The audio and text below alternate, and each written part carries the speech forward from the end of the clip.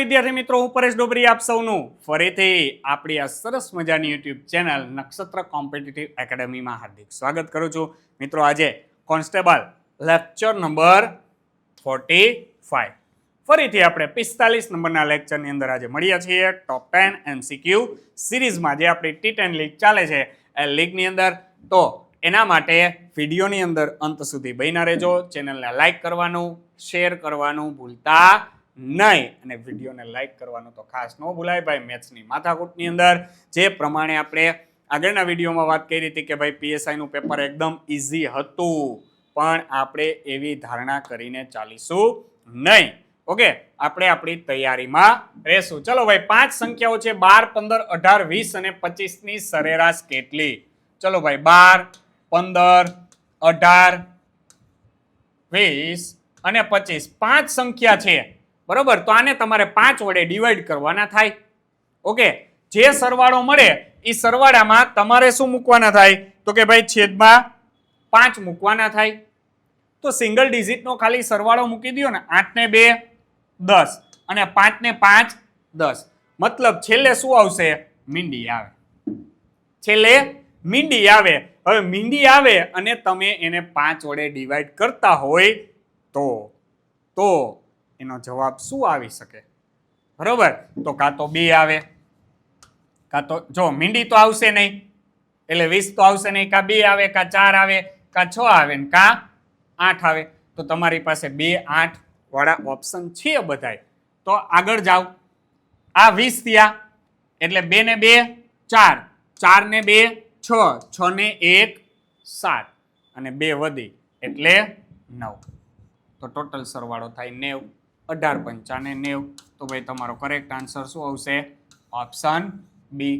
અથવા તમે એવું ધારી શકો, બધાને 20 ધારી લ્યો. આ 20 કરતા કેટલા ઓછા છે? તો કે 8 ઓછા. આ કેટલા ઓછા? તો કે ભાઈ 5 ઓછા.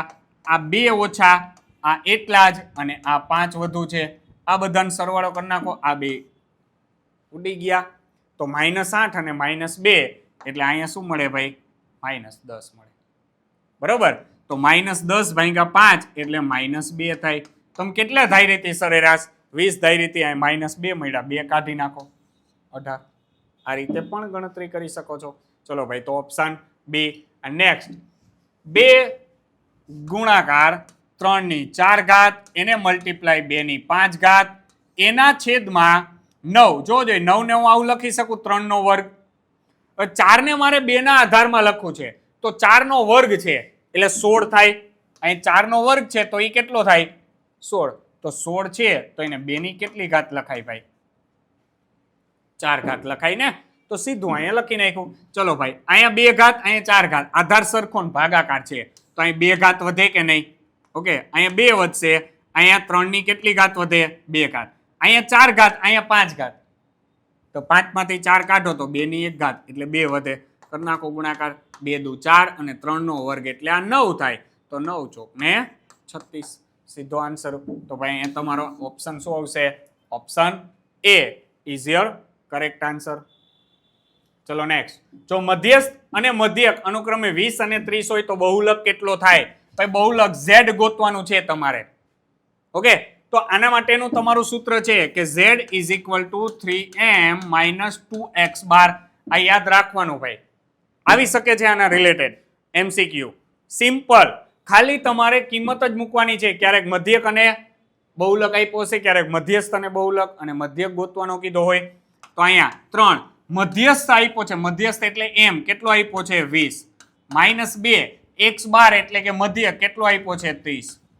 ચલો 20 તેરી 60 અને 30 દુને 60. તો ભાઈ બહુલક એનો કેટલો થશે? 0 થશે. તો અહીંયા કરેક્ટ આન્સર આવશે option D is your correct answer. ચલો ભાઈ નેક્સ્ટ. 2000 પર 3 વર્ષ માટે 5% વાર્ષિક દરે સરળ વ્યાજ. સરળ બોલે તો સાદું વ્યાજ કેટલું થાય? તો સીધો હિસાબ છે બક્કા. જો સૂત્ર યાદ હોય તો I is equal to PRN ના છેદમાં 100. આવું મૂકીને ગણો તોય ભલે. આ બધાનો ગુણાકાર આવે, છેદમાં શું આવે એટલે અહીં 2 મીંડી ઉડી જાય. તો 20 તેરી 60, 6 પંચા ને 30, 300 જવાબ આવે. ઓપ્શન એ સીધું મળી જાય. આમાં મૂકો તોય વાંધો નહીં ભાઈ.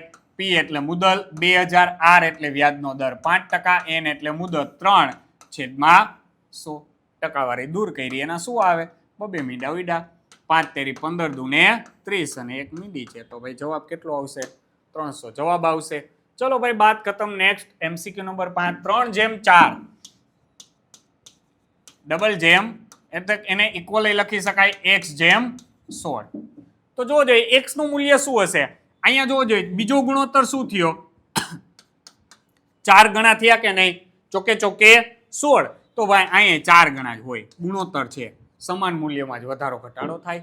તો 3 ચોક ને 12. તો ભાઈ x ઇઝ ઇક્વલ ટુ તમારો આન્સર શું આવે? 12 આવે. કારણ કે 12/16 હોય તો આને તમે લખી શકો ને 3/4.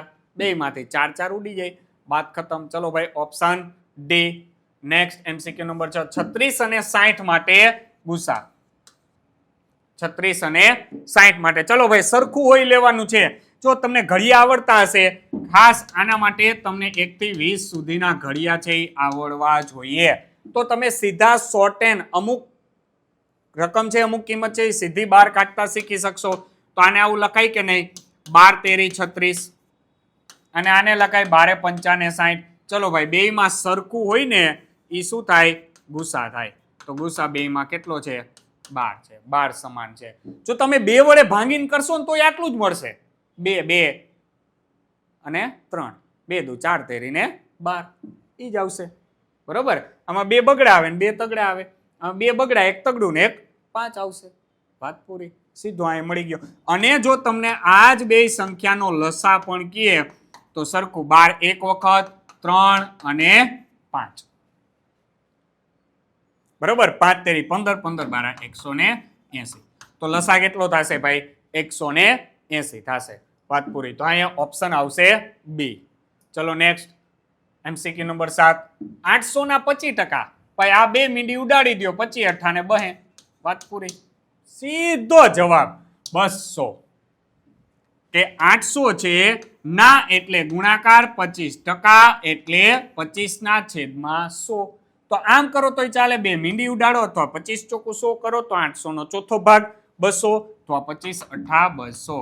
ભાઈ 1 થી 20 અને સાથે 25 નો ઘડિયો છે એ તમને સીધો આવડવો જોઈએ. કે જો હવે 25 ના 4 ગણા કરો તો એ કેટલા થાય? 100 થાય. તો 8 ગણા કરો તો અહીંયા ડબલ થયા, તો અહીંયા ડબલ થઈ જાય 200. 8 ના ડબલ 16 કરો તો અહીંયા 200 ના ડબલ કેટલા થઈ જશે? 400 થઈ જશે. તો આ ક્લિયર તમને હોવું જોઈએ. ચલો ભાઈ નેક્સ્ટ MCQ નંબર 8. અહીંયા ઓપ્શન એ. 867. જો ભાઈ સરવાળો છે સિમ્પલ. Plus 245 minus 129. તો જવાબ શું આવશે? હવે અહીંયા તમે સીધા ગણવા માંડશો. ભાઈ પેલા યુનિટ ડિજિટ જો અહીંયા બધામાં અલગ અલગ છે, બેમાં હરખી છે. તો પેલા એનું જ કામ પતાવો ને. 7 ને 5 કેટલા થાય? 12. 12 માંથી 9 બાદ કરો તો કેટલા આવે? 3 આવે ભાઈ. અહીંયા જવાબ આવશે ઓપ્શન સી 983. તમારે બાદ બાકી કરવી હોય તોય ભલે, નો કરો તોય ભલે. ઓકે. અથવા તો પેલા અહીંથી આ બાદ કરી દો. 45 માંથી 29 કાઢી નાખો. 29 ને 1 30, 30 ને 15 એટલે 16 વધે ને 200 માંથી 100 જાય એટલે 100. 116 વધે. તો અહીં હવે એડ કરી દો. ચલો અહીં એડ કરી દેશો તો શું મળશે? અહીં 6 ને 7 13 અથવા 67 માં ડાયરેક્ટ 16 પ્લસ કરી દો. તો 67 છે, 67 ને 10 77 થશે. 77 ને 6 83. અને અહીંયા 100 છે ને અહીંયા 800 છે તો 983. ઓકે. યુનિટ ડિજિટ ઉપરથી મળે તો પેલા એનું કામકાજ પતાવી લેવાનું. એટલે અહીંયા આવશે જવાબ ઓપ્શન સી. બાકી લાંબા લચકા જેવા સરવાળા બાદબાકી કરવાની જરૂર નથી. ઓકે. થોડીક એવી લોજિક વાપરવાનું, બુદ્ધિ વાપરવાની. ડાયરેક્ટ કેલ્ક્યુલેશન કરવા માંડશો તો જવાબ આવશે પણ વાર લાગશે. ચલો ભાઈ 500 માં ખરીદી કરી છે અને 600 માં વેચાઈ હોય તો નફાની ટકાવારી. 500 એની કઈ કિંમત હતી? ખરીદ કિંમત હતી. અને વેચાણ કિંમત કેટલી છે?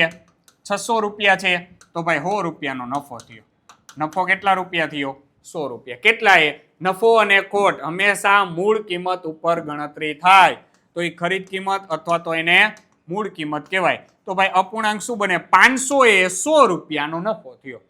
500 એ 100 રૂપિયાનો અપૂર્ણાંક બન્યો, ટકાવારીમાં જવું છે ગુણાકારમાં 100, અહીં 2 મીંડા ઉડે, 20 પંચા ને 100, તો કેટલા ટકા કહેવાશે?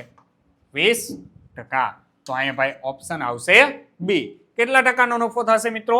20%નો નફો થશે. ચલો ભાઈ ઓપ્શન બી જવાબ આવશે 20%.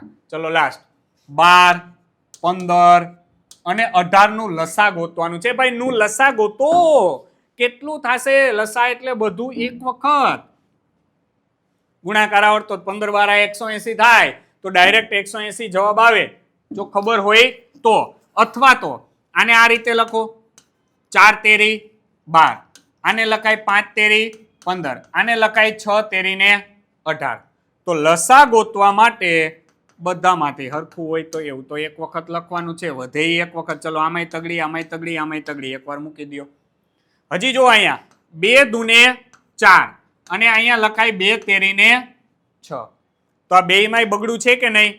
તો અહીંથી બગડું ને અહીંથી બગડું, એક વખત મૂકો. હવે વૈધું બધું મૂકો.